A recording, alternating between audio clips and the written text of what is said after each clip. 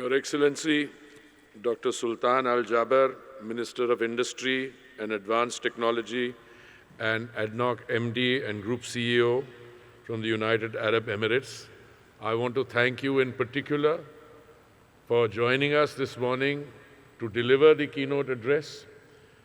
You were with us only a few days ago, and for you to come back is, I think, not only for me, a personal, reassuring sign of your friendship and commitment for our joint ventures in energy security, but also a very big contributing factor for the success of this platform. I also want to welcome the Honorable Tim Hodgson, Minister for Energy and Natural Resources of Canada. A very warm welcome to you, sir.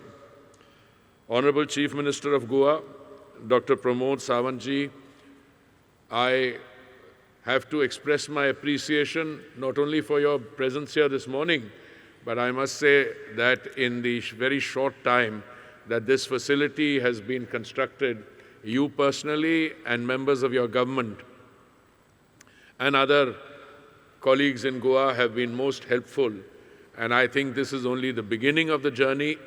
As we proceed, I would like to see this facility expanded to host not only events like this, but may become a major conference tourism center hosting for the country. Honorable Ministers, Excellencies, distinguished delegates, captains from energy companies all over the world, students and entrepreneurs, friends from the media, Namaste, good morning, and very warm welcome.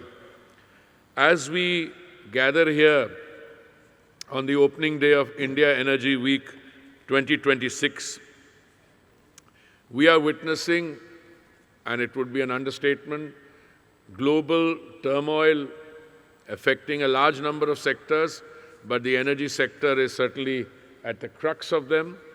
And yet, it also shows that in the midst of all that turmoil, all stakeholders in the system, whether they are producers, consumers, technology providers, service providers, they can come together and in a reasonable, predictable way chart their ways through the challenges that we are facing. So a warm welcome to all of you. Insofar as India Energy Week 2026 is concerned, I am extremely reassured, grateful that we are hosting over 75,000 energy professionals in this session. This is a 35% growth over the 2024 edition, which took place here in Goa 2 years ago. Over 700 exhibiting companies, 57% growth compared to 2024 edition in Goa, 10 country pavilions and 11 thematic zones, with delegates from over 120 countries. We have more than 550 global speakers and who will engage with more than 110 strategic and technical sessions, reaffirming India Energy Week's role as a trusted global forum for shaping energy conversations and outcomes. Ladies and gentlemen, I believe that this year's theme, energizing growth, securing economies, and enriching lives, is both appropriate and timely. The strategic conference this year is further strengthened by a rich set of side events. I want to particularly mention the platforms such as the India-Arab Energy Dialogue, the Conference on Compressed Biogas, startup challenges like Avinya 3.0, which has 161 applications, Vasudha 3.0, which has 20 global applications with 4 new countries, and dedicated hackathons expand engagement across innovation, collaboration, and knowledge sharing. Together, they ensure that dialogues at IEW span policy, technology, markets, and innovation. When we last met in New Delhi, the global energy system was already facing pressure from geopolitical shifts and structural change.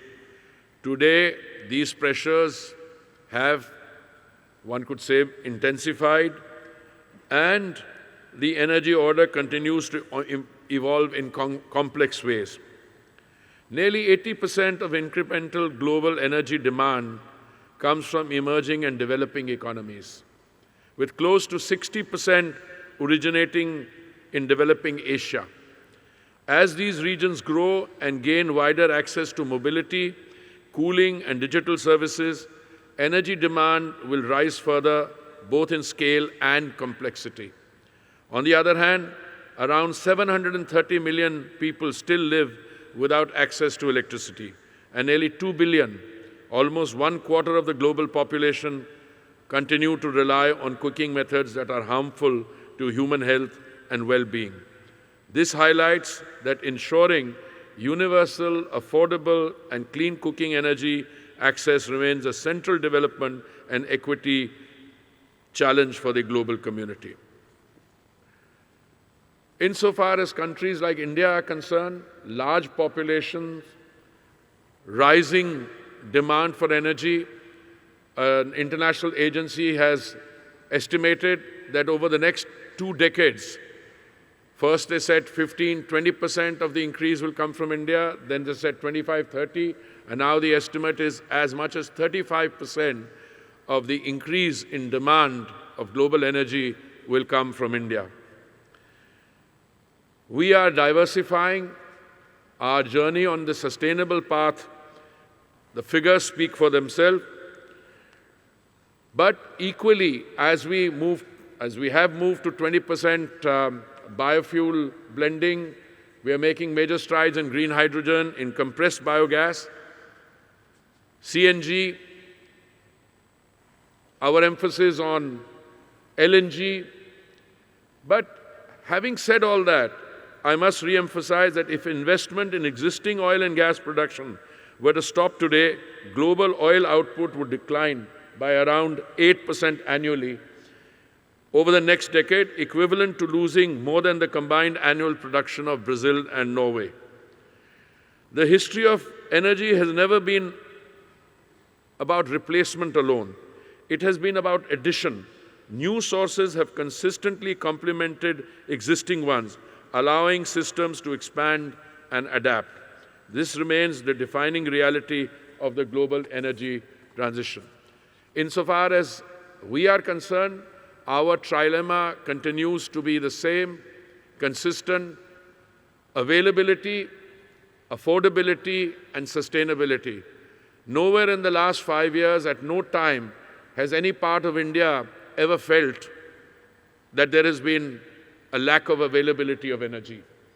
And if there were to be, as my young colleague sitting next to me would say, for a democratically elected government, lack of energy has consequences which go very far. Equally, it is with great pride that I say that in India, affordability has been something that is the heart of the Prime Minister's campaign. And the Prime Minister has ensured that we have amongst the lowest energy prices in the world. They cannot be sometimes as low as my distinguished brother sitting on my left, but for a country like us, where energy is more than a question of energy security, it is about survival. Today in India, we have gone from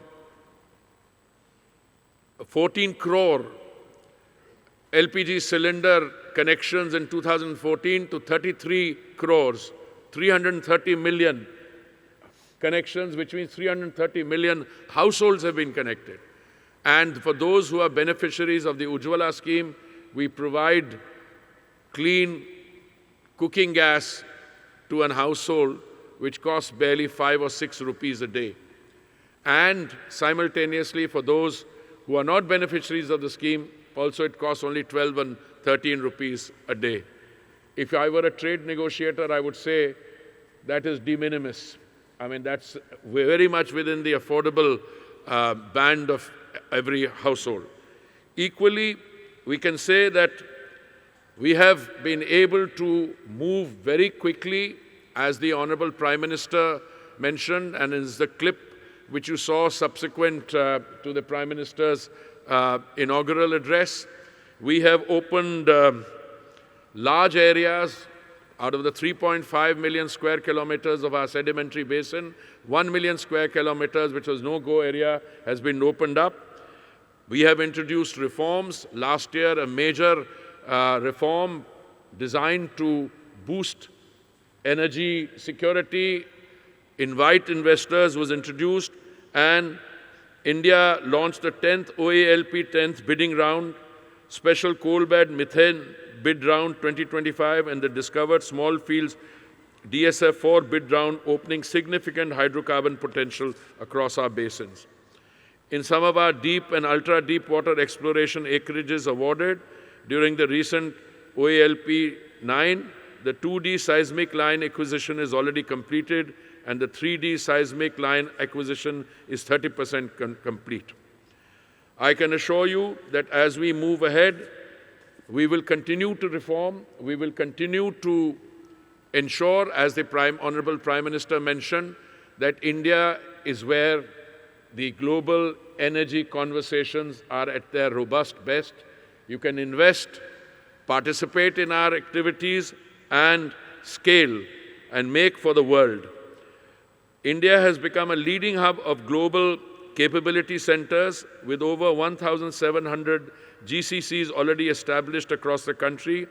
In just 5 years, their combined revenue has jumped from 40 billion in fiscal year 19 to 64 billion in fiscal year 24, with growth rate of 9.8% annually.